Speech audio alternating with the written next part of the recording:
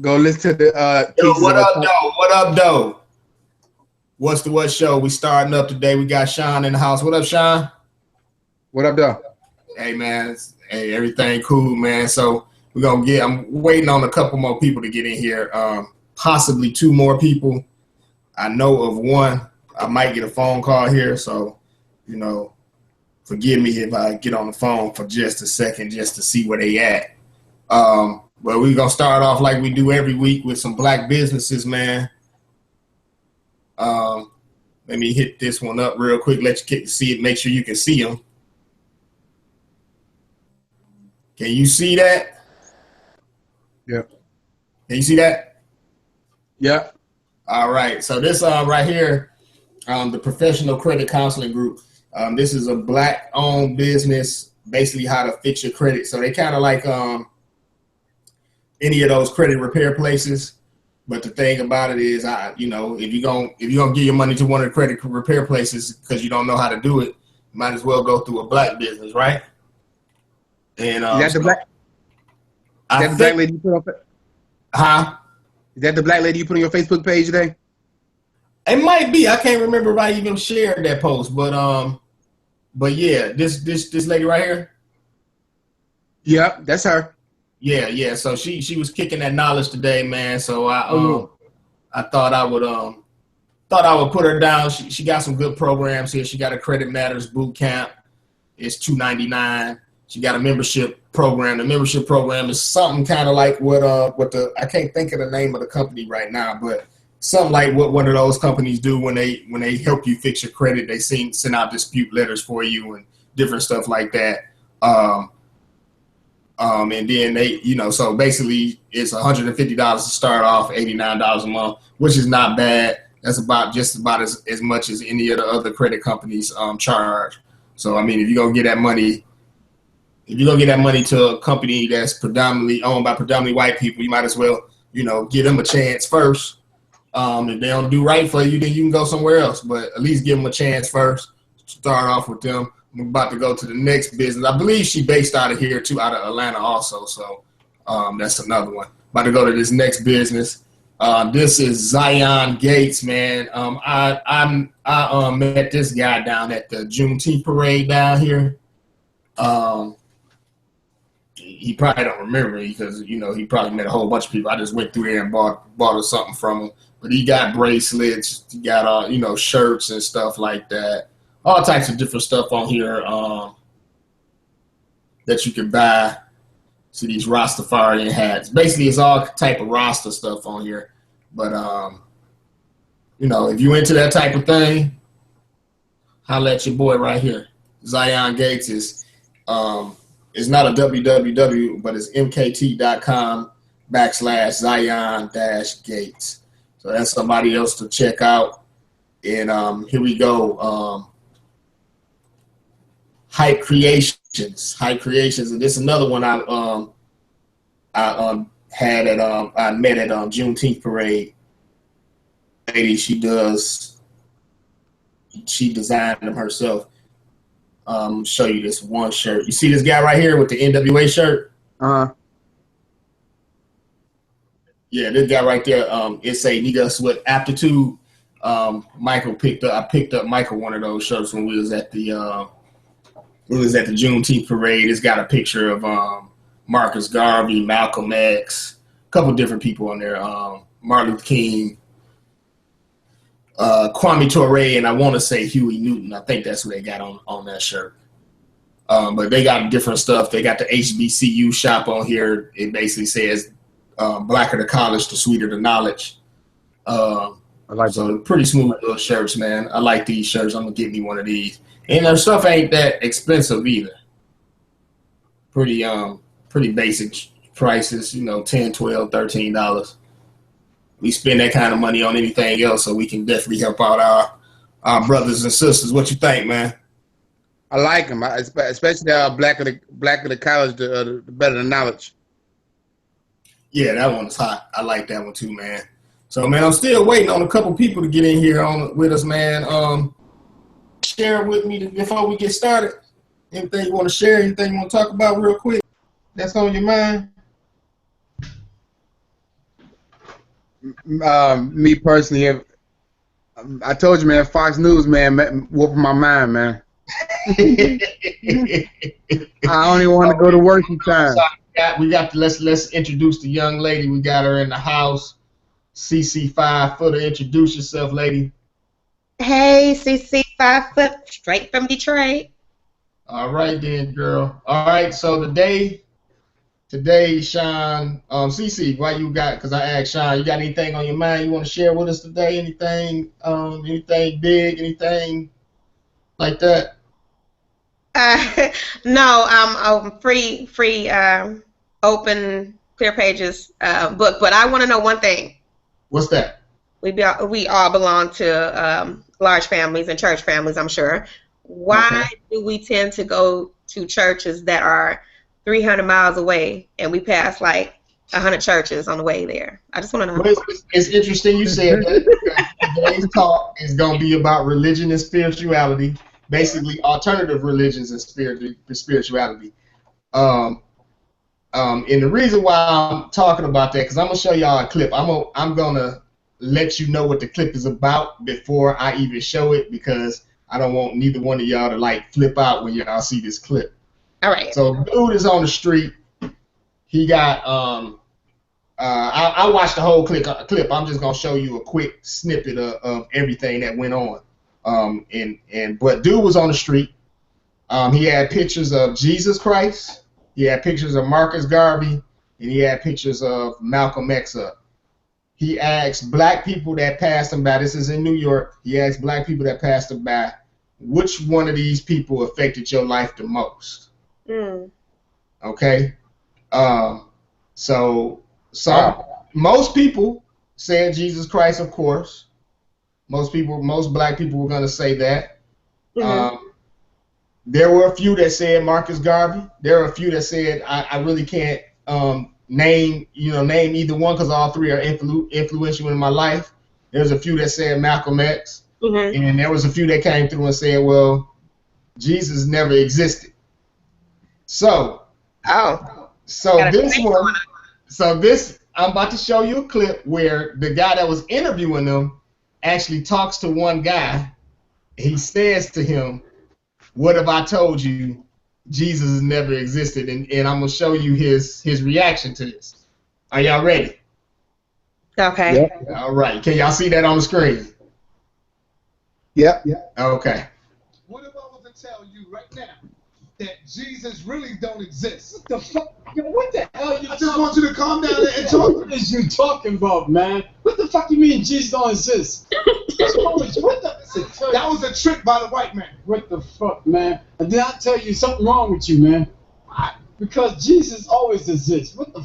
How the hell you think all these people got over here, man? And you think Jesus has That's something? right. He made man. He made lady. What did Jesus do for you? He did enough for me. Kept me living right here, man. What the hell you talk about Jesus don't exist, man? What the hell you think you at? Why you think you here? Huh? Man, what's wrong with you, man? I'm saying you've been praising Jesus all your life. That's right. That's right. What if I was to tell you that bastard never really existed? Yo, watch your fucking mouth right here, man. Watch your motherfucking mouth. What the fuck you talking about Jesus like that? Man, what the fuck is you? Now you fucking up now, man. Now you fucking up now, man. All right, y'all. I got real quick. Let me introduce my boy Marquise is in the house. What's up, Marquise? We can't hear you. Your microphone must be off. Can you hear me? You're real low.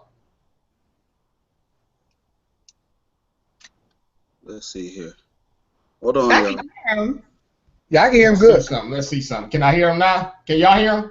We could already hear him the first time. My bad. That was me. That's me. All right, Marquise, we got Marquise in the house. Hey, Marquise, we're talking about religion and spirituality today. So you came in on the tail end of that video, man. Basically, that video, it was a dude on the street. He asked this dude, what if I told you Jesus never existed? My man went off. He was like, man, what fuck you talking about? Motherfucker, you must be crazy. Number of different things he said. And then and then they showed another clip when he had interviewed him again. and he said the same thing, but then he went into a whole nother phase with it. It was like, what if I told you that bastard never existed? And the dude was like, what, you know? So he went off, blah blah blah. So basically, the whole premise of the day is for us to talk about alternative religions. Like, so if there's people out here right now that don't believe in Jesus or don't believe in Christianity or anything like that. And I want to say that, Sean, where you at, man? You still here? Yeah, I'm right here. Okay. I want to say I'm quite sure I got 3 people on the phone on the line with me. Sean, I know me and you, we come from the Word of Faith background. The wolf. The wolf. We come from that background. That's where I met you at.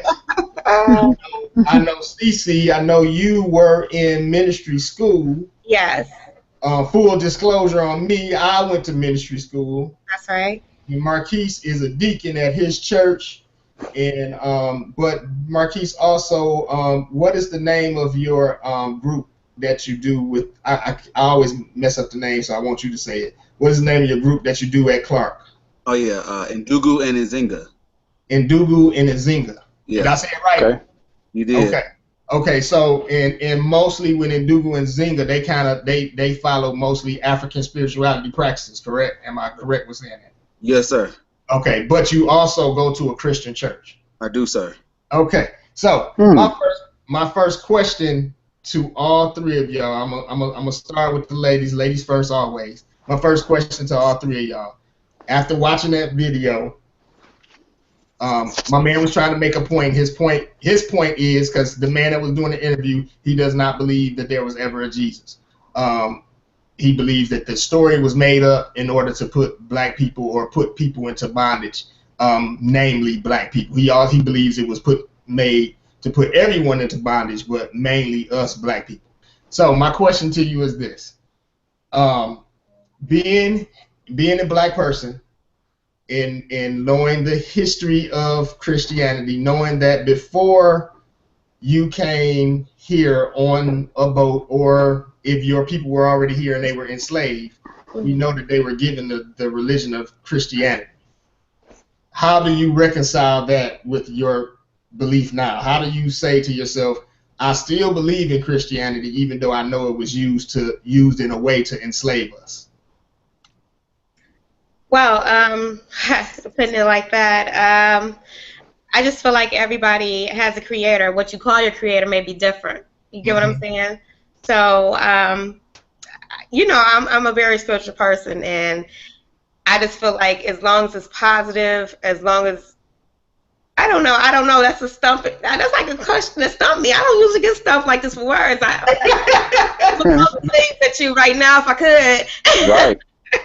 Hey, and that's what we're supposed to do. We're supposed to challenge each other. So and I hate to admit that.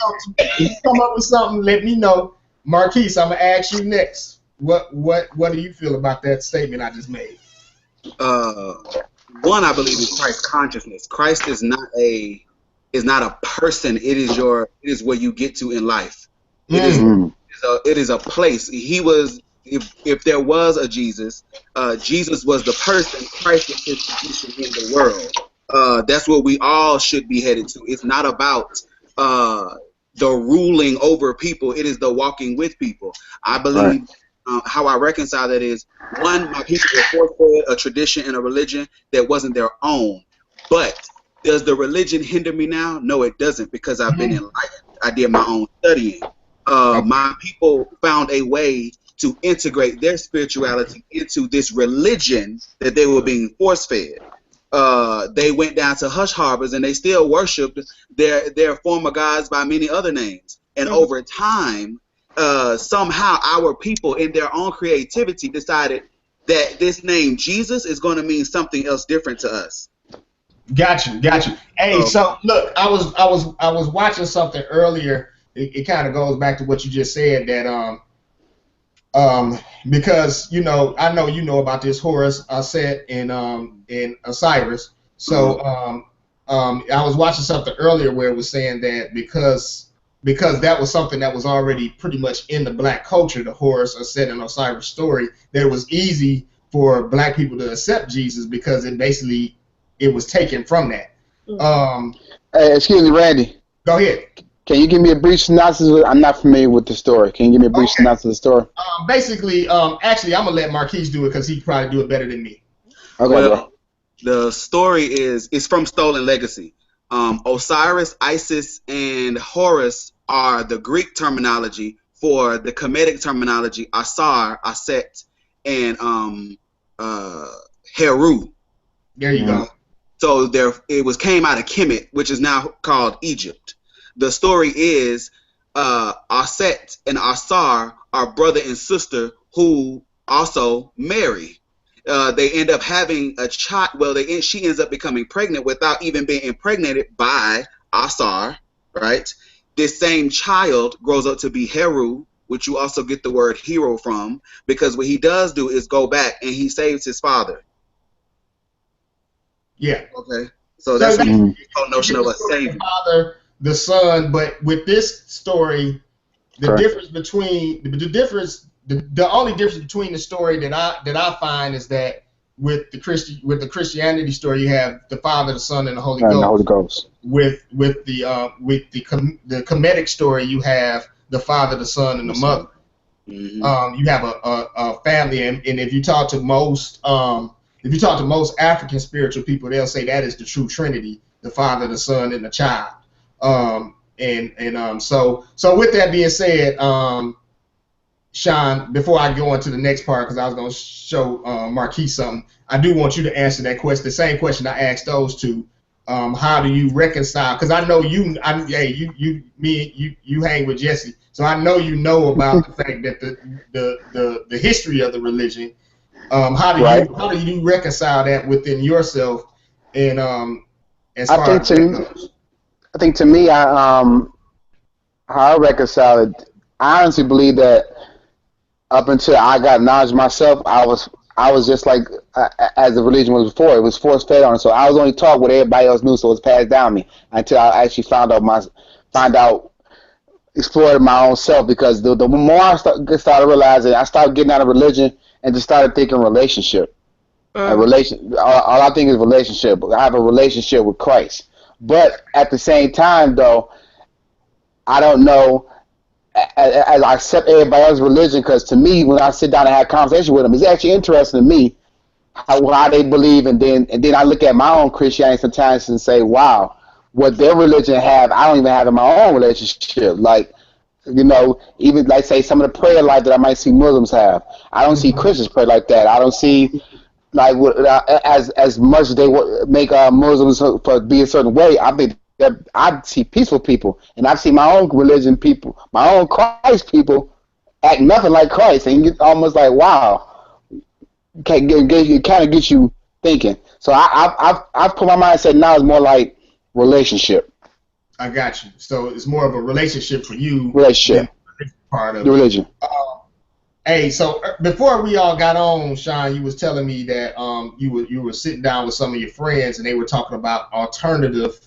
Yeah, they were. What they would call alternatives to Christianity, which we're gonna call it alternative, because I don't really want to call anybody's religion alternative. Let me rephrase that. It's more like something different than Christianity. Right. They moved past more like not just not the Christ. It was more like it wasn't Islamic. It was more like as a matter of fact, when I get them, a text to you, because I don't want to speak on it, and I don't want to get the full knowledge of it. Okay, we look like we lost Cece for a minute. I guess she'll come back in in a second. But I got you. So when you get that, text me. I'll be interested in knowing what they were talking about. What they're just doing, they just want knowledge and more. Like they're thinking that it's more than what they've been basically in a nutshell, more than what they've been taught. Got you. So Marquise, man, look. So can you see this book right here? Yeah. Okay. Kabir the Great Mystic. Kabir was a was what you would call a master teacher from India. Mm-hmm. I want to say he lived around about the 1200s, 1300s or whatever. So I'm reading this book right now, and it's interesting because it says some things that Marquise was talking about. But the one thing that's in that book is the Christ consciousness, basically, that he was talking about. Mm. One thing that's in this book is that Kabir was considered in his time one of the master teachers. And this book kind of explains how they feel like Jesus was a master teacher. And there's a statement where in the Bible where Jesus says that no man can come to the Father but through me. Kabir said that same statement to his students, but the way it was broke down was that he was saying it in a way he was saying no man can come to the Father without actually sitting at the foot of a master teacher. A particular master teacher? Huh? At the particular master teacher or him? Well, the master teacher of the time. Some people believe that there could be a number of master teachers living at one time, and some people believe there's only one master teacher believing that live at one time. And then there's others that believe basically both, that you might have a time when there's only one master teacher based on that some people just haven't taken the time out to be devoted enough, and that there could be multiple master teachers across the world at one time. So I'm gonna ask Marquise this because it kind of took me back to some stuff that I had learned about Egyptian spirituality, where basically you had the master, basically where they get the idea of the master masons and all that type of stuff from. Explain that, because that was deep to me, how they had master masons who you had to sit at their feet to get that 360 degrees of knowledge. And explain that for me real quick, Marquise. Talk about that. The notion of what it means. Religion comes out of this whole notion of what it means to be initiated. That means you start one place and you grow into other places by doing particular works at each level, right?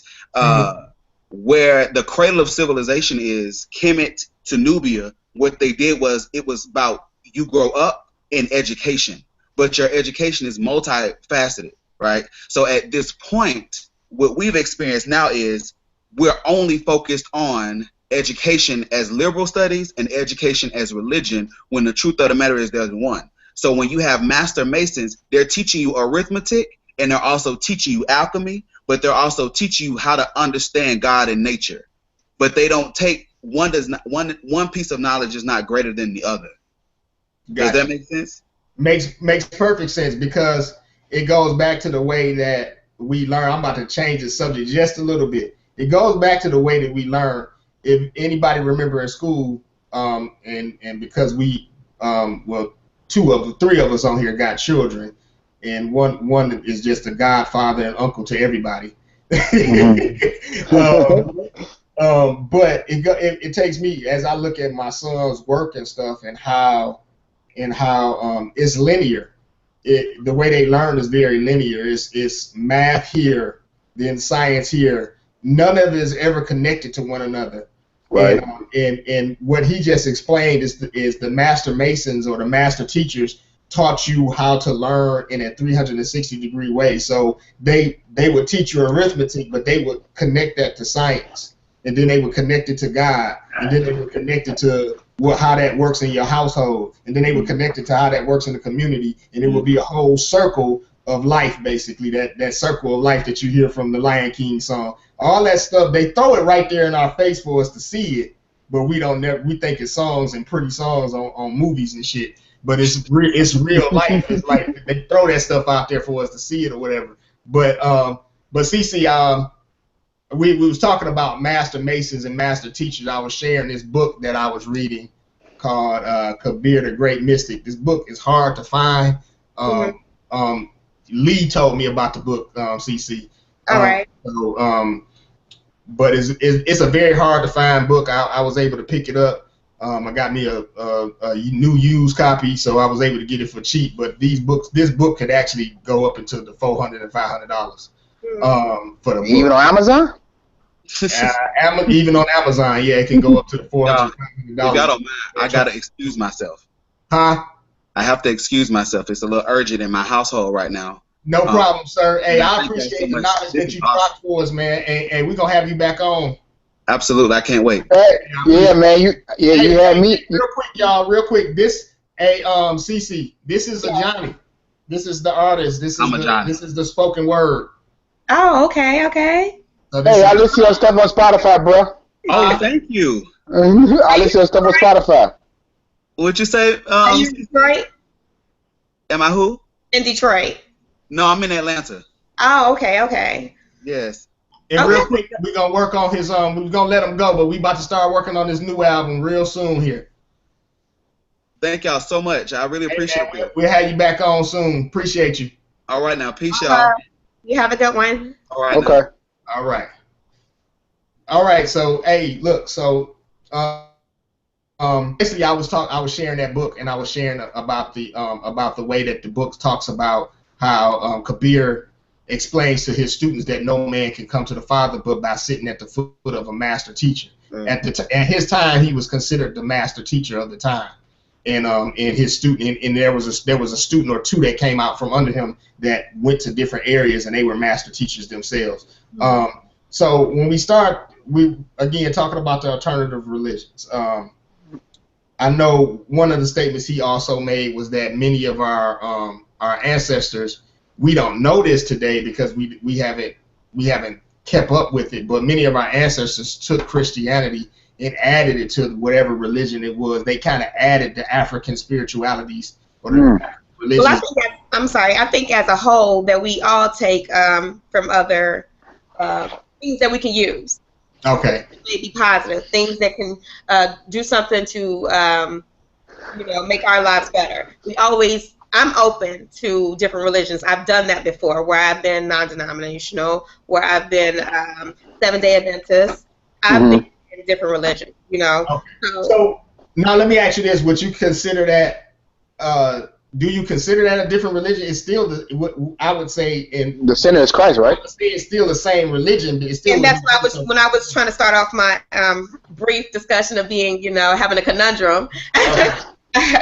I briefly stated that we all believe in a creator and what the creator's name is, or how we apply things to ours. It may be a different name, but it's all the same. You get what I'm saying? I got you. It may be some things that are tweaked. It may be some things that are adjusted when you get to different religions, but it should be all the same. Okay. That's why Okay. What do you mean by Jehovah's Witness, and you got a lot of these other religions, Muslims, and you can pull information from all the different religions. I got you. So, Sean, I'm about to break this because you asked me earlier before we got on. The question that you asked me was about was it about BTC? Yeah, I asked you. I said, how did you train it? My question to you was, considering your BTC background, what made you even question other religions? Okay. Are we supposed to? Because the way we talk, you ain't supposed to. This is the only way. That's the only way, and you're not ever supposed to ask God any questions. Don't question God. There's no sense. Don't question God. It is what it is. But I questioned God. I won't say I went as far as to not believing in God, because I won't say that. I did go through a period. Say that one more time. We won't let you say that. I did go through a period of questioning God, questioning why is this, why is that, why is this, why is that. I'm not gonna go over the questions that I asked. Yeah, I did too. People that know me know that I'm quite frank, and even when I pray, sometimes I don't pray in a way that I never prayed in a way that I prayed in front of everybody else that way, but when it was my own prayer, I never prayed in a way that that would be considered religious. Don't say. I might have even cussed in my prayer. You know what I'm saying? So I mean, people that know me know that. But where it started was in school. It actually started in ministry school, man. When we sat up on, I'm not gonna say his name, but we sat up under a pastor, one of the pastors. It was one of our first classes. He went through the Bible and basically debunked the whole Bible. In so many different ways. But when he came back at the end of the class, he basically brought the Bible back together. He debunked it and put it back together for you too. But in the midst of all that debunking, the one thing that he made it clear on is that you need to go do your own studying. Because if I can break this down for you and make you not believe in it, then what are you believing in? And what I find is, just like in that video, when you ask a person a question about the religion and it kind of goes against what they think about the religion, there's anger. Yeah, he was real defensive. And it's anger. And the anger really comes from, to me, you're only angry when you really don't know. Mm-hmm. Because if you know what you believe in, nobody can question that. No one can make you angry. Like you can get frustrated. You might get frustrated at the person for being ignorant. You might be frustrated at that. But even in mine, like I never get angry at anybody, because it's like, I can't call you ignorant. You're knowledgeable about what you believe in. I can't necessarily call you ignorant. What I will say is that for me, as I studied, it started with that, and then I read a book that said it was a red book, Color of the Devil, huh? So it was a red book. The book basically said, and I believe they colored it red for that purpose. But the book basically said, this is the book that your church does not want you to read. So you read it. And I read it. I had to read it. It was a lot of stuff in the book. It was a lot of stuff in the book that I couldn't sit with. It was a lot of stuff in the book that was like, okay, this deserves another look. Mm-hmm. But I didn't just take it from that book. I went and I studied a little bit more. My studies took me to African studies, and that's when it took me to when I realized that the story of Jesus had been told before Jesus. Really? It had been told a number of different ways before Jesus even stepped on the scene. Also, those studies came to another I guess some people would say the devil, but an epiphany to me is that my biggest question to people when we're having a discussion is, if the name of Jesus is the name that we need to follow, why is it that we don't call him by his real name? Because his name wasn't Jesus. And the reason why we know his name was Jesus, because J was not introduced into the alphabet until the 1200s, well after Jesus would have existed. So my question becomes now, if we're praying in that name, is that no wonder black people it's still, to this day, we're free, but we're not free. So it's no wonder if we're still praying in that name while we still haven't gotten to where we need to get to, because we're not praying to the person we need to be praying to, if that's the case, because the name wasn't Jesus. It was not that. And most theologians will tell you that. Most theologians say that his name was Yahshua ben Yosef. Yahshua ben Yahshua. So when you start talking about that, then you'll say, well, what else have they left from us? So that takes you to a lot of different studies. The other thing is, Sean, what I grabbed was this: you'll never know everything. And so since you'll never know everything, I believe God wants you to know as much as you can handle. And everybody is not ready to handle that. So like you said, Shanice, I'm not one that's gonna dog anybody's religion out because I'm not a religion, because I don't sit with religion. I go to churches every now and then. Now I go to church. Sometimes you'll see me string off 4-5 weeks in a row going to a church, and then sometimes I won't go to church for months. And when I sit there, I listen to everything they have to say, because I do feel like they're giving you something to get you through. Your journey. So that kind of helps answer your question, Sean. I don't know, your screen kind of froze, so I'm just gonna keep it on me and Shanice right now.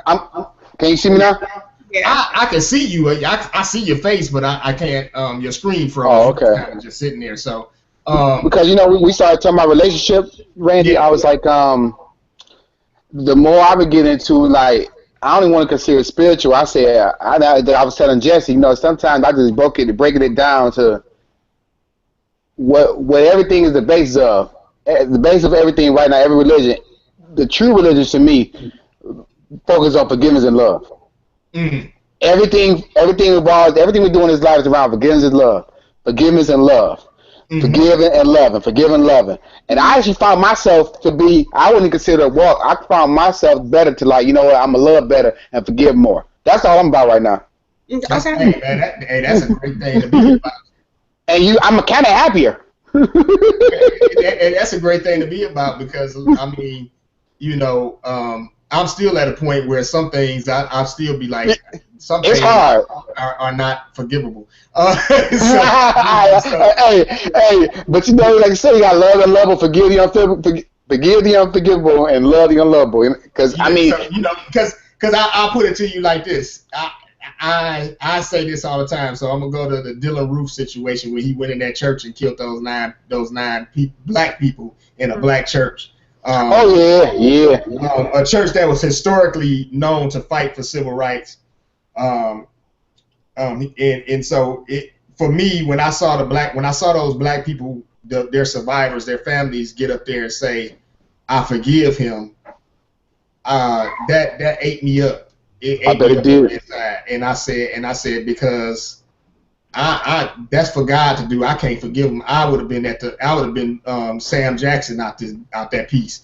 Like, yes, that is a burning I would have burning hell. So you know, and then to know that they took after he killed them people, they took him.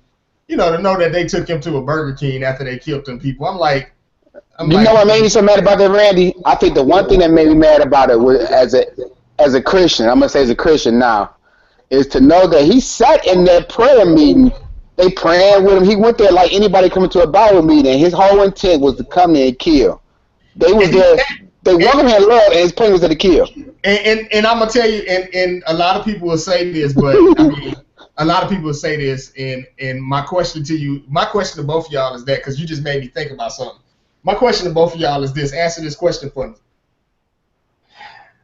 And this is a question, I believe in God, so I don't want y'all to take it that I don't believe in God, but this is a question that an atheist would say. Where was God at? Where was Jesus at? Because he just sat there and they prayed. I know they prayed and sung songs to Jesus. Oh, trust me. I was that guy walking into the Bible meeting when I needed to get saved. I was that guy. And so my question is, where was Jesus at? But so you know how... Let you go first. Oh, go ahead. Okay, you know how you said that you pray a little bit different and you a little bit different. Oh, that's a hard one. Certain things happen for a reason. I hate to say what that reason is. Sometimes you can't figure it out. Yeah. Sometimes there's a bigger plan that's greater, and there's a purpose for everything. That's how I look at things. So when you mention this, you want to say, where's Jesus? Where's God? I know you've had times in your life where you had to sit there and say, hey, what God, why is this happening to me? You question, as you say, you don't like to question God, but you have some... I didn't say I didn't like to question God. I said that people say don't question God. I question God. I question God daily. So well, I mean, I have deep conversations. That's what I like to call those questions, you know, where I'm thinking like I deserve some type of answer or why am I going through this? As some people may know that I lost my best friend. She was shot and killed by her husband back in December. Yeah, you know, you ask things like this and why things have to happen. You don't know how to grieve with things that happen like this. So if that's for them to grieve and kind of get through and try to get the hate out their heart that they want to say they forgive this guy for doing this, I mean, you have to think of some type of process that's going to help you get through this. You know what I'm saying? So that was probably their process.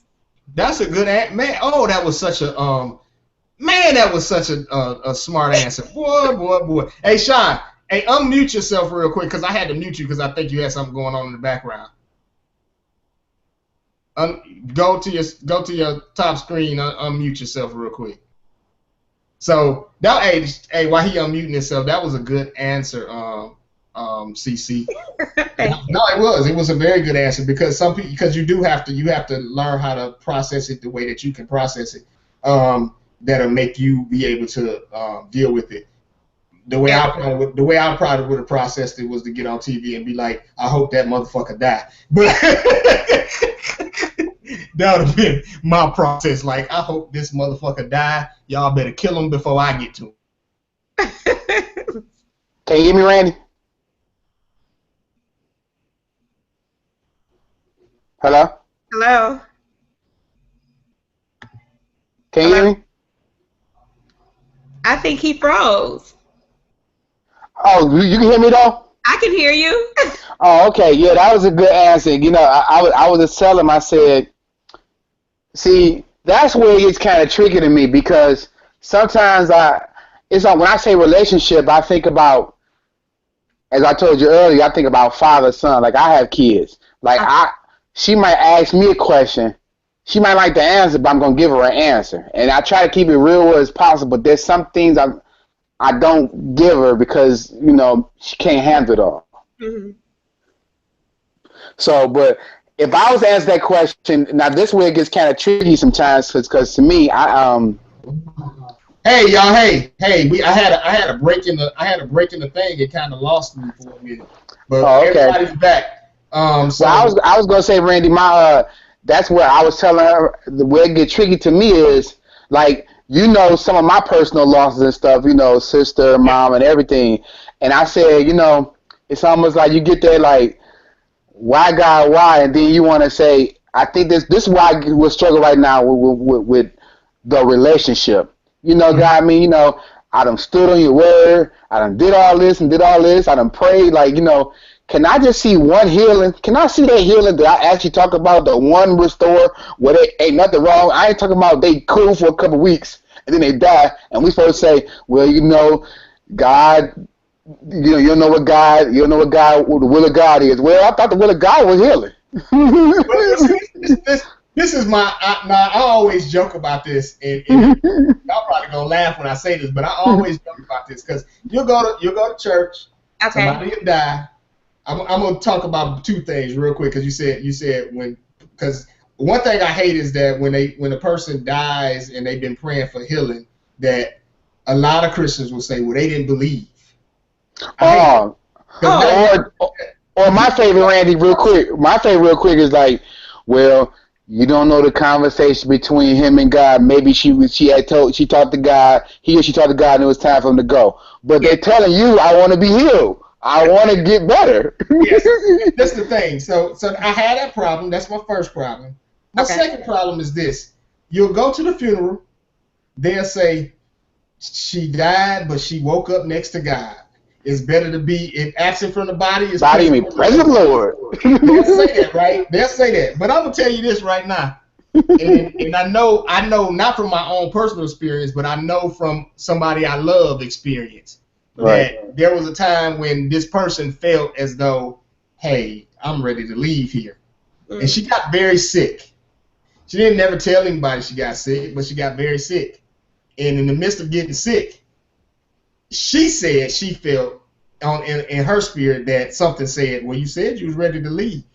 Wow. She said at that point, she stopped making that confession. And so my joke still to this day, my running joke is, I thought it was better to be in the presence of, be absent from the body, be in the presence of, because nobody want to die at the end of the day. Nobody want to die. But they always come up with that, well, if you die, you'll be when I die, I'm going to heaven. Do you really, and my question becomes, do you really believe in heaven? Because you definitely don't want to die. You talk to most people, they ain't ready to go.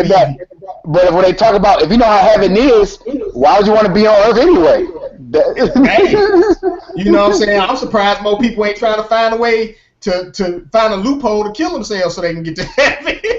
because you know what's funny, Rick? I would rather walk on streets of gold. Right. You know, mansions. You know, the crazy part about to me is like when we talk about death, not switching the subject, is like I think that as I became a father and I had a family, you know, when I was young, you know, Lord, if it's my time. But now I'm thinking like, hey, I got seeds. I want to be here, man. Yeah, you want to be here. Who they gonna become? I told my son the other day. I might have been yesterday. I told him. I said, if I left here today, I wouldn't have any regrets except for I wouldn't be able to see him and his brothers grow up. I agree. I wouldn't be able to see them become men. That would be my regret at that point, because at this point, I mean, it ain't like ain't like I'm running around here with millions of dollars, but I'm not hurting, and I'm happy with who I am. So I wouldn't have any regrets. Everything has happened in my life the way I feel like it should have happened, and I'm right where I'm supposed to be at. But you know, I mean, my regret would be that. So, I mean, you know, I don't want to die. I want to see them succeed and all that stuff. You know what I'm saying? I want to see Cece get her show off the ground once she get out of school, and I can come. One more time, please. Huh? You say that one more time, please. Hey, I want to see that. You know what I'm saying, Sean?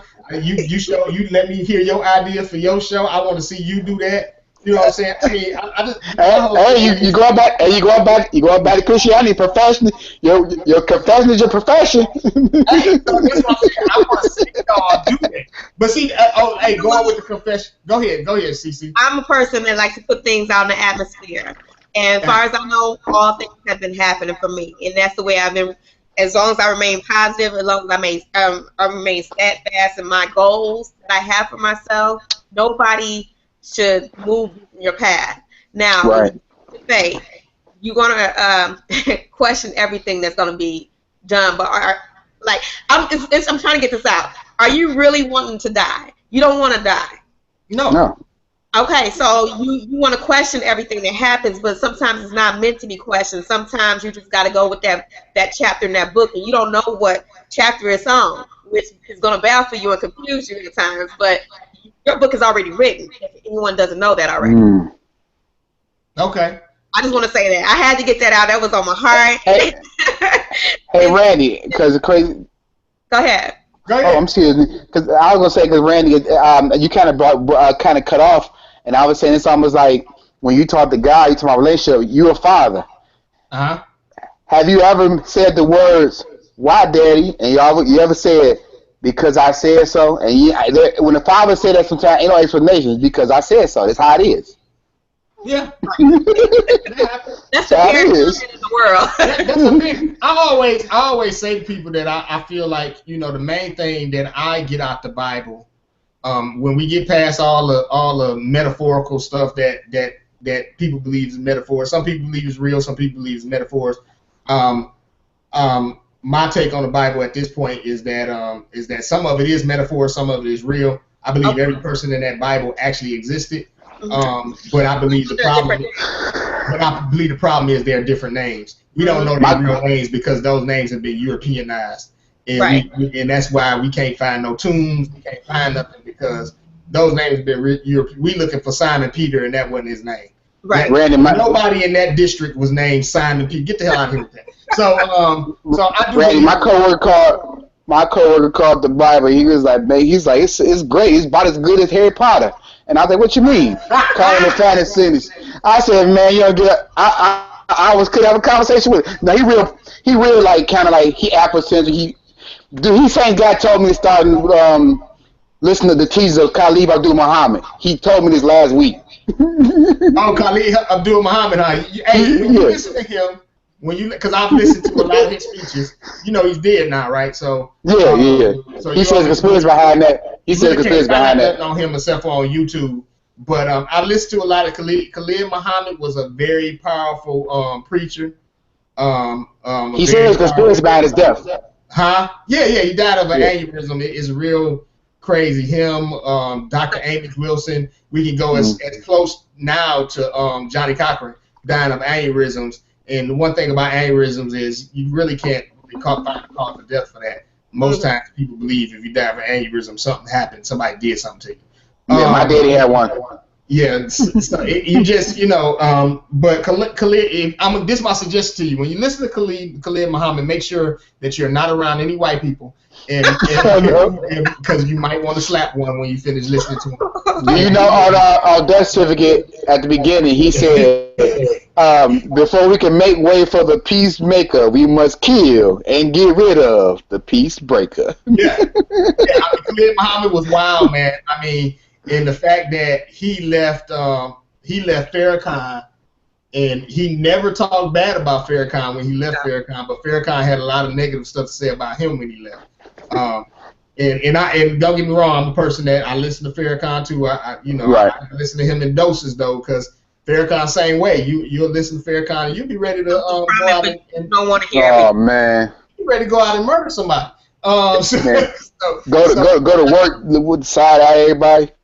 Yeah, you have to, as Sean, as the Wolf used to teach us, you have to go in, you have to chew the hay, and spit out the sticks. Mm. I always say though, when they said that to us, they didn't think that we was gonna spit out some of their sticks. They thought, they thought everything that they was spitting was hay. But no, I appreciate Bishop. Every time I remember Bishop very clearly telling us, "Don't take it. Go study your Bible. Like, don't take my word from you. You go do it." He always said that all the time. Most people don't want to study because most people don't want to lead their own souls to where it needs to go. Because at the end of the day, like you said, your relationship with God is your relationship. It's got to be yours. It can't be anybody else's. Right. Now, the one thing about that video, Randy, going back to front, is that he never really gave his basis of why he told people that. What's his story? Right. Sonetter?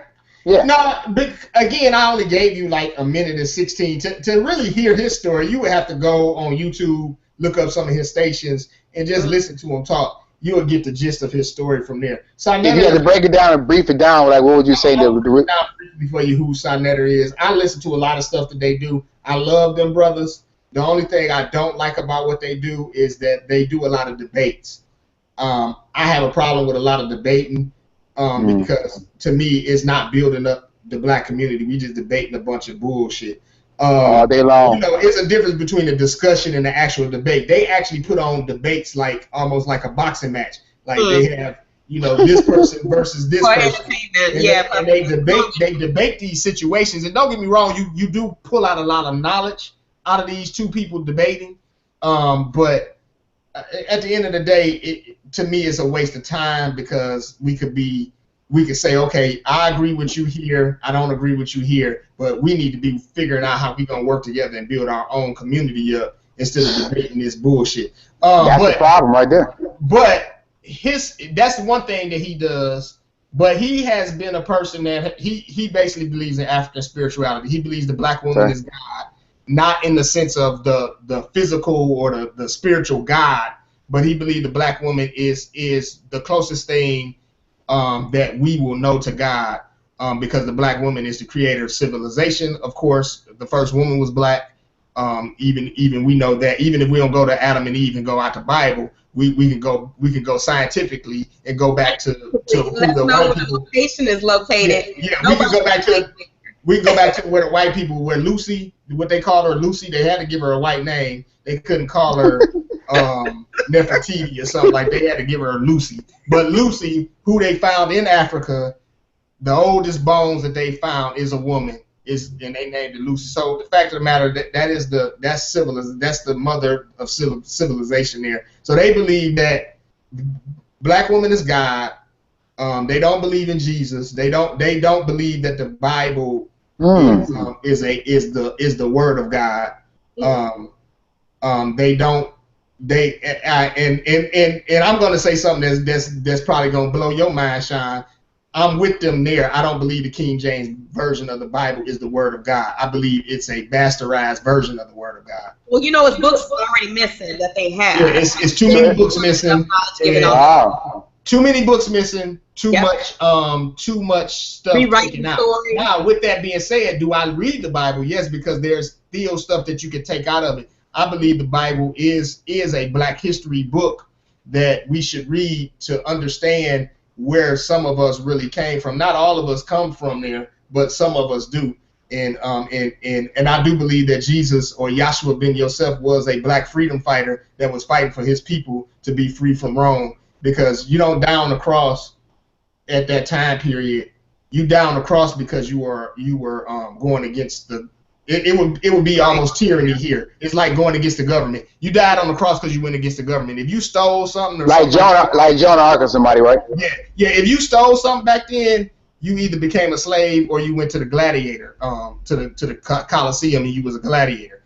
You only got put on the cross if you were committing treason against the government of Rome. And so his treason was that he was talking about building a kingdom and all that type of stuff, and he was talking about building the kingdom here on earth. Yeah. And so that's just what I get out of it. People can get on here, they can comment and say I'm crazy, whatever. It's not gonna change me. I'm not gonna be mad at you. Everybody had a beliefs. Okay. I'm not mad at nobody's belief. My thing is that's where out of my study, and again I'm gonna say my study, out of the books I've read, out of the reading the Bible a number of times, and different things like that. That's what I've gotten out of it. You gotta make sure you use them personal pronouns.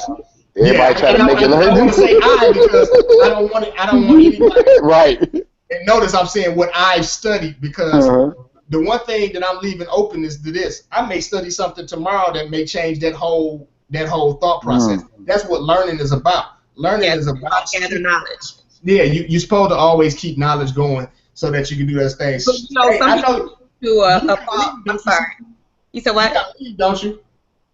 You said what? You got to get out of here, don't you? I do have to leave, but I was piggybacking off of your statement. Okay. You know, that getting knowledge, you can never get enough knowledge. You're supposed to be always learning, and that's what we stop at. Once we get our degrees, we think we know enough, and once we get to this, we think we're finished. You're never supposed to be finished reading. People think the books end after school, and that's not the case. I'm always a reader. I'm always open. So, could you name some of the books you've read? I have read the book of Enoch. I have read the Apocryphas or the Maccabees. I got a library of books over here that I've read some of them. I haven't gone through all of them. One good book that I told you about the one book, the book that your church doesn't want you to read. I told you about that book. I'm looking over here so I can look at some of the other books. The Destruction of the Black Civilization. You and Jesse got the bomb libraries. Right. Yeah, man, I got it. Jesse stole some of my books, bro. Thieving Negro. You can't hide no book. You can't hide no money in the books with Jesse because he used to be stole your money from you. Yeah, he got two of mine. Hey, knowledge never stops. Just different theological books, CC, that I've read, and just different theological books. Other thing I like to study is I've read is a lot of psychological books to learn the psychology of the mind. One guy, I'm gonna tell y'all this story and then we're gonna get off real because I know you gotta go. So so here we go. So and it was funny because the guy that was talking about this that I was listening to that was talking about this, the same thing happened to him. And it was funny when he was telling his story. I was like, wow, that happened to me. And so, a person to come up to you, especially when I got on a suit and I got on all this stuff, and the first thing is, man, you look like a preacher. Are you a preacher? You preach? I can, and I of course I don't lie. I don't preach. I'm not a preacher. So, no, I don't preach. Oh man, I see the anointing all over your life. Yeah, they love that one. The anointing is all over your life. And I said, well, thank you. I said, I appreciate that. I try my best to stay close to God. And he said, yeah. He said, so what church you go to? And I said, well, I'm not a member of a church. And that's when it started. So he kept, what you mean you're not a member of a church? It was like, well, I'm not a member of a church. I go to different churches. I visit churches, but I'm not a member of a church. Well, why you not a member of church? I said, well, I moved here from Detroit, Michigan, and so I haven't found a church. I said I started going to a church. I thought I liked it, but then I realized I didn't like it, and I said I started realizing why I was having so many problems with churches, or not really problems, because I never went in a church and just had a problem. Like I just was, like I was causing problems at the church, and I was like, oh, these niggas, I might have did that. I'm not gonna lie, I might have did that at Word of Faith. I was young though, and some stuff went down. My son, y'all know that story. So I know it. And different stuff was said across the pulpit, and that might have pissed me off. But I got over that. That's no big deal. That's all. That's water on the bridge now. Later. So, but the thing was that, he went into, you need to find you a church. And I said, well, I don't feel like I have to find a church. I don't need a church to commune with God. Oh, you forsaking the fellowship of the. I said, I'm not gonna argue with you. I get what you're saying. I said, this is just where I'm at. Well, what about the fellowship? I said, we fellowshipping now, aren't we? Yes. And he said, right. I said, well, when you go to church, there's really no fellowship. He said, what do you mean? I said, it's a monologue. They get up on stage and they talk to you for hours. and then they send you home. And you might fellowship for a minute with some of your congregation members, but you don't fellowship with that minister, especially the bigger the church is. I ain't never taught the bishop. And so he was like, so do you even believe in Jesus? And I was like, which Jesus? The white one that the picture showed? Because at this point, I'm antagonizing it at this point because it's funny to me because he didn't got all up in arms, so I'm antagonizing at this point. So I'm like, which one? The white Jesus or Yahshua ben Yosef? Who the hell is Yahshua ben Yosef? I said, calm down. You okay? And so we go into this conversation. Basically, I said, well, look, man, you believe the way you believe and everything. I said, do I still look like I got the anointing on me? and that was it. And so, no, that anointing went in 5 minutes. So what I find is this, real quick, because I know you got to go, but real quick, okay. What I find is this: is that the reason why I like to read psychological books is because there's a certain form of psychosis that some people go into when you challenge their belief system. And when you challenge a person's belief system, they go into this psychosis a lot of times because it's almost like challenging a person who believes. It's like challenging a kid when you tell a kid, you've been telling a kid all their life that there's a Santa Claus, and they get to about 9 or 10, 11 years old, and their friends tell them, ain't no such thing as no Santa Claus, and they like, oh, it's a Santa Claus. And then they come home and they ask you, my friend said ain't no Santa Claus, and you decide like, yeah, it's about time to tell him the truth. And then they look at you, and it's almost like you've destroyed their world. Yeah. The one thing you have done, too, is that you told them that you lie, because you've been lying for 10 years to them about it being a Santa Claus. So, but with that, what happens is there's a psychosis that goes on the inside of you that makes you have to change something. And most people, all of us, really, we don't like change. The human nature is not to change. That's true. Human nature, this body doesn't want to change. That's why when we get older, even me now, I shave my face because I got gray hairs right here and I don't want nobody to see it. So by the way, I shaved this week.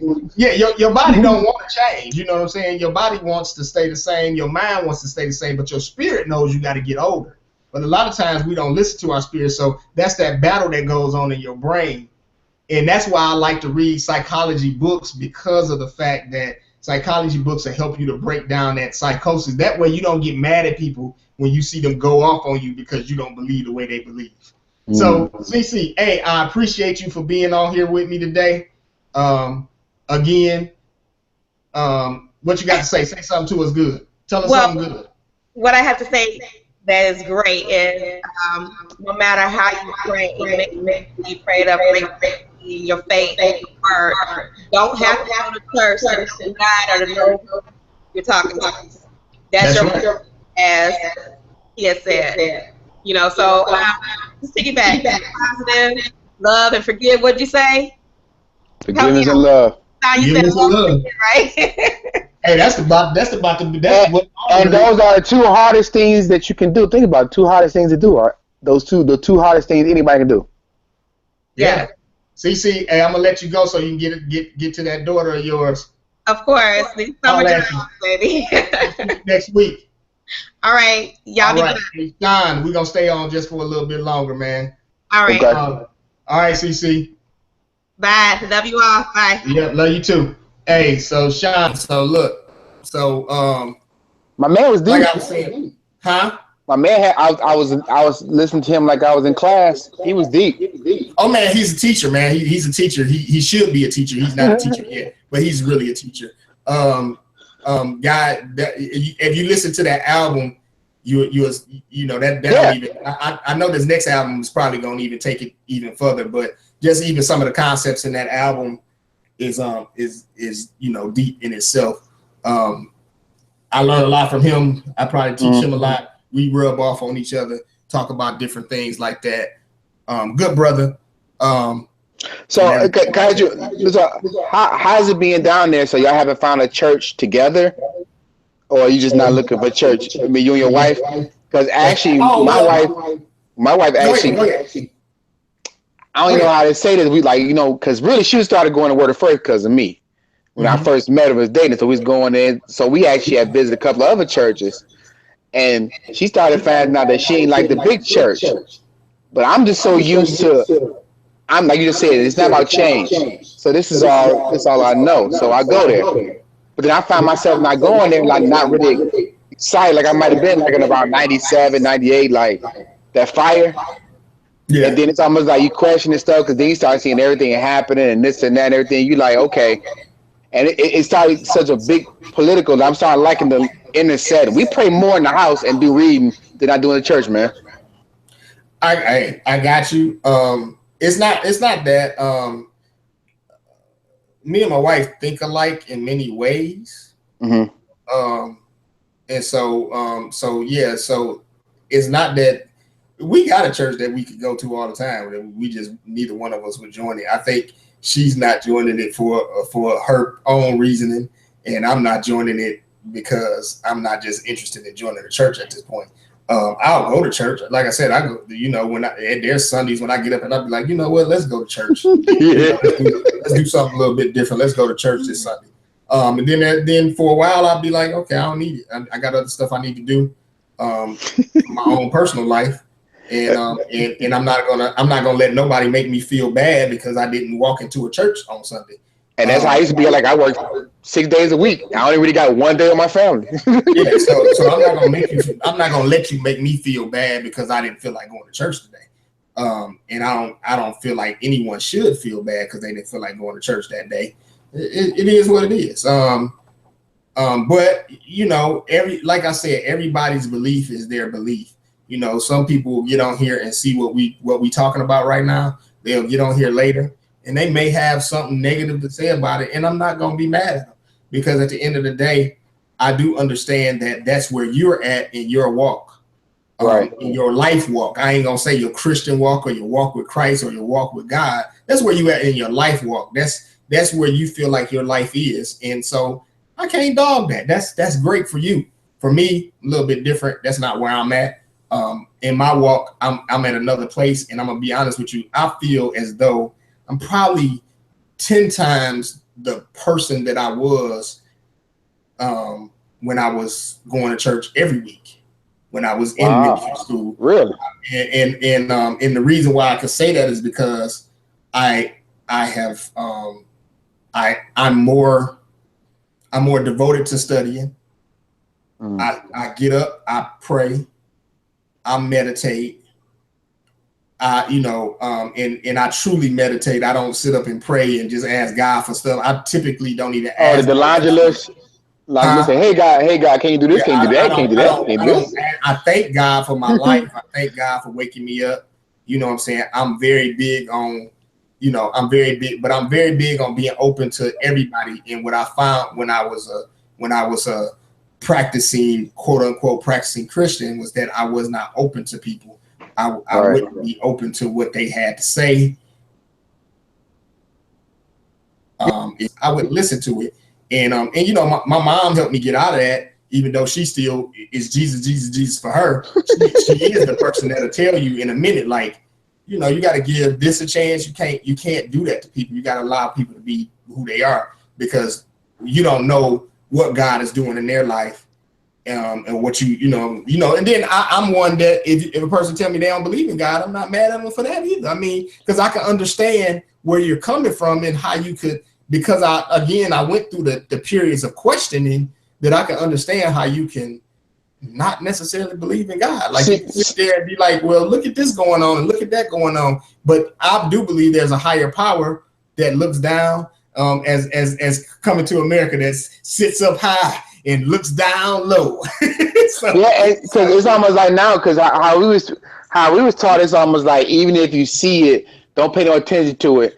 Think of a higher purpose. How you don't know what's going on. You know what God's purpose is. But I'm seeing all this going on in my face because no matter what, even though I have even though I think on spiritual things, I still have a fleshy mind. Like I'm seeing everything that's going on around me. Like I'm seeing this. Yeah, you seeing that, and it's hard to deal with that, and I like I said, I've come to terms with certain things.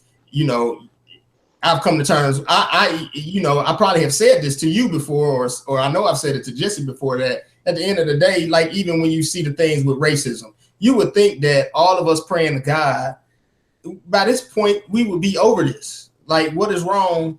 Why God ain't doing this? But I've come to a realization that, even with that, if you can't, a lot of times you can't supersede. It's hard for your spirit to supersede that flesh. And so in that sick, psychotic mind of a racist person, or a prejudiced person, because I believe everybody in America is prejudiced in some kind of way. It's hard not to live in America and not be prejudiced. Anybody that says that, they pretty much lying to themselves. Yeah, they are lying. They have some type of and it's not I'm not saying they had a prejudice where they're gonna go and burn a cross in front of somebody's house, or they don't have a prejudice where if a white person come to their door, they're gonna hit them in their mouth. I'm not saying that. What I'm saying is that what I'm saying is that you have a prejudice, like to the point that when I see a white person, I may question what this person want. Like what you got? What you got? Why you talking to me? You know what I'm saying? You know what I'm saying? And a white person when they see a black person, they kind of offset a little bit. I see that every day. It's almost like, or they think in a certain kind of way. So it's not a situation where I think that the prejudice is a prejudice where you just want to kill somebody, or it's not that. It's a prejudice or you basing your life on stereotypes. And it's hard for your spirit to supersede what your mind and your eyes is feeding. Your eyes, ears, and your touch, your smell, all that, all those five senses are dealing with this world daily. And because if I walk on somebody's porch right now and they had a Confederate flag, I'm gonna think something. If I walked on 7 Mile, Illinois, and I saw two dudes with their pants hanging down in front of this, and I'm in there alone, I'm gonna think something. That's just how it is. So I'll come to a point where I try my best. I ain't there with the situation.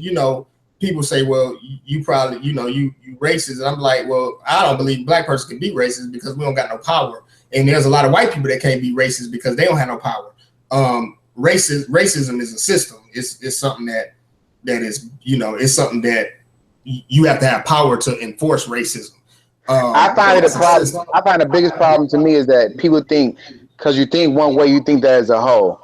If I think that this one cop is a bad cop, I don't say all cops are bad. This one cop is bad. This one white person is bad. I ain't saying all y'all white people bad, but these particular ones y'all bringing up in my face are a certain way.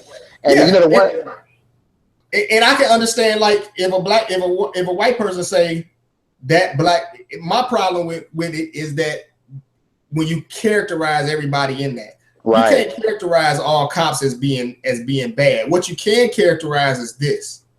Would you really want to live in a world without cops? Huh? I would not want to live in this world on a daily basis without cops. No. Are you crazy?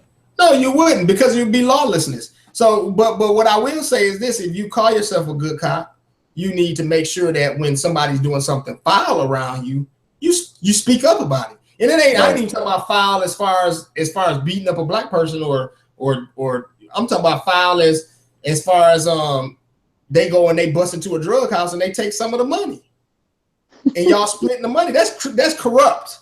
At the end of the day, if you're doing that, you probably likely to beat somebody's ass when they ain't supposed to have their ass whooped because you're trying to hide something.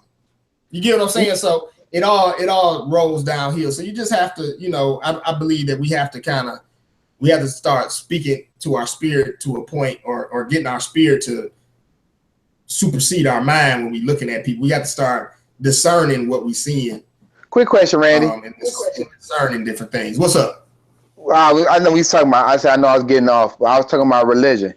I had two questions. Can you really trace the beginning of your spiritual, where you started questioning your spiritual, like kind of questioning things? And then second, I want to make that point because the beginning of mine was I actually remember having this big old debate about creationism versus evolution. Okay. And having a paper like questioning God, and then you had about white You people said like creation. You said creation versus evolution, right? Creationism versus evolution. I know I'm kind of choppy right now. I don't know why I'm echoing. And we had that in high school, and then you had people that they talking about what happened to the dinosaurs, why this and why that.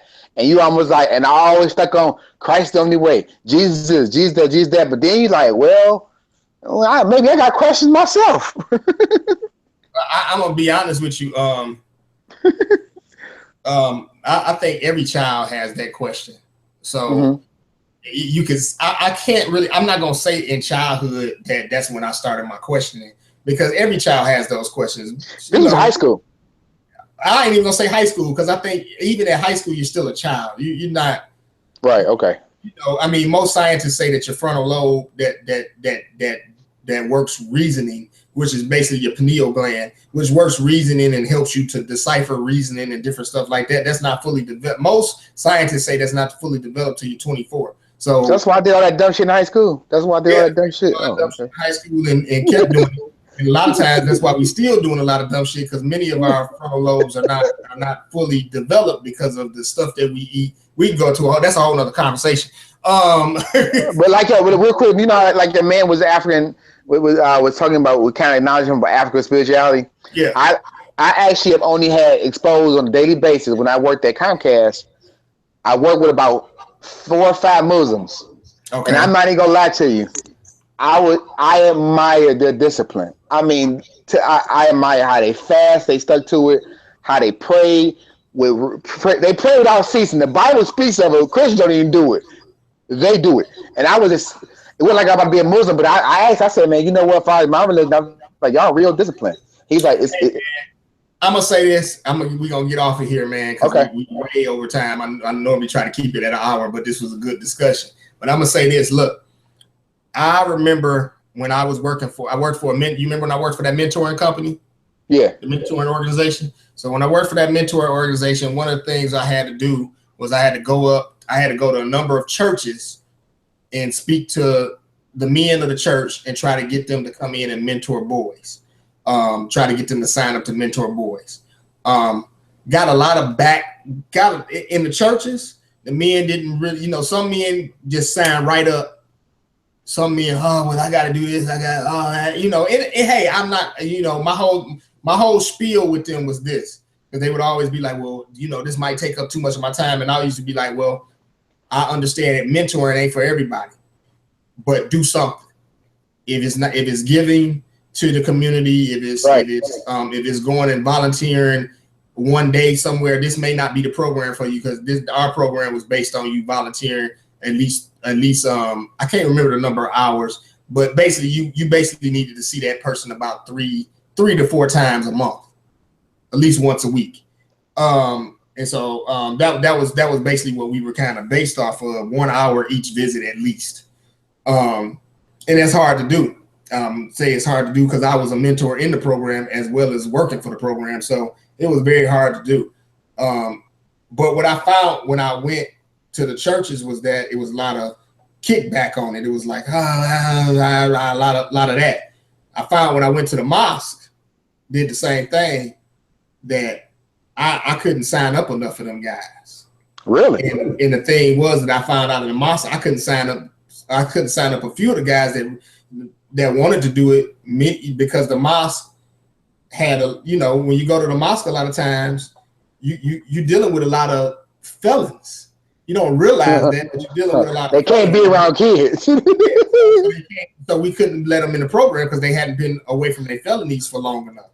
Right. Because the rules of the program, we lose our funding and all that type of stuff, right?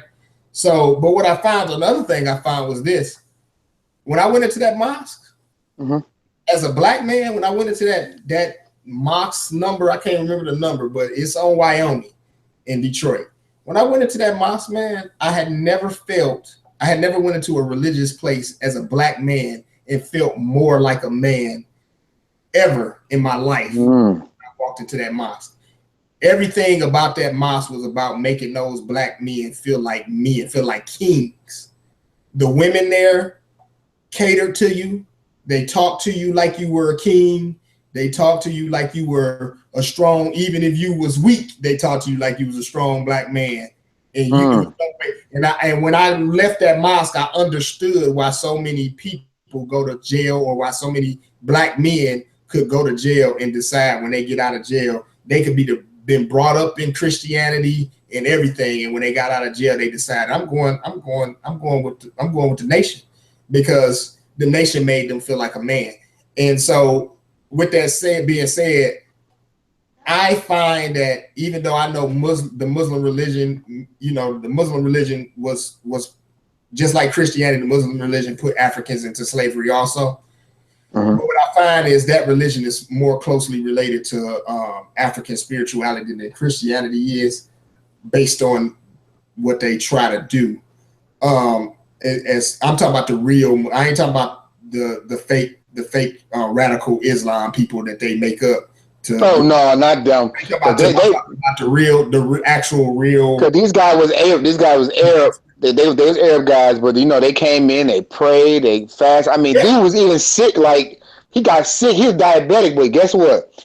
His religion said fast, and that dude was damn near got rushed to the hospital. He did not give up on. He did not waver. I had when I was a manager at one of the airlines, at one of the cargo airlines at Willow Run. I came in the middle of the day. And I came in, I was a midnight manager. I came in like it was a Friday. I ain't had nothing else to do that day. I decided to go give me a couple extra hours. I came in the middle of the day. The manager that was there when I got there, he was so happy to see me. He was like, "Man, I gotta go. Can you run the rest of my shift?" I ran the rest of the shift for him. And he had a Muslim guy on his on his shift. And he came to me. At first he didn't realize who I was, and I asked him, I said, "Where you going?" And he was like, "Oh, I'm going blah blah blah."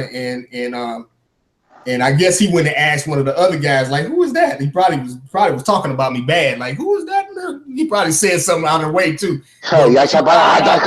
When he found out I was the manager, he came back. When he found out I was the supervisor, he came back. He was like, "Oh, I didn't, no disrespect. He was, real respectful." I was like, "Man, I didn't take it as disrespect. You don't know me." You know what I'm saying? I didn't take it as disrespect. I was like, he don't know me. He don't know that I'm a manager, and I don't really care to tell him I'm a manager. If he want to go out and do something stupid and lose his job, that's on him. So I mean, that was how I felt. But he asked me, he was like, "Hey man, I need to pray during this time. Can I go and pray?" And I told him, yeah. And the thing was, I was amazed by his dedication, because when he was supposed to pray to the east, he set that cloth down. He went over there and he prayed to the east, and I had no problem with it. And we worked around a bunch of white folks, and one of them had something to say. I said, "Y'all so damn disrespectful. I thought y'all was supposed to be Christian, and I thought the part of Christianity was supposed to be being respectful." And at that time, I wasn't in ministry school at that point, but I hadn't really got to that point yet. But because I was still young, like maybe about 20, 21 as a manager at that job. I don't know how I even got the job. It was crazy. But I just it was just funny to me that you would be disrespectful to another person's religion, and your whole thing is about loving your neighbor. Your whole Christianity walk is supposed to be about loving your neighbor. Go figure. And so I was like, even if he ain't doing what you believe in, you can at least respect my man. So I respected his dedication, man. Hey, we're gonna get out of here. What's the What Show? Hey, we appreciate y'all for tuning in. Everybody that watched this, if you got some comments, just put them down at the bottom. Hit me up on you can hit me up. Where can they hit me up at, man? Ray Kane, at Ray Kane on Instagram. Hit me up there. You can go there. Hey, Sean, you got anything to say before we go? Nah, man. Thanks for the invite, man. You can call me anytime, man. I want for the conversation. All right, man. Hey, I'm out of here. I'm stopping the program right now. Thank you. What's the What Show? We'll holler at you later.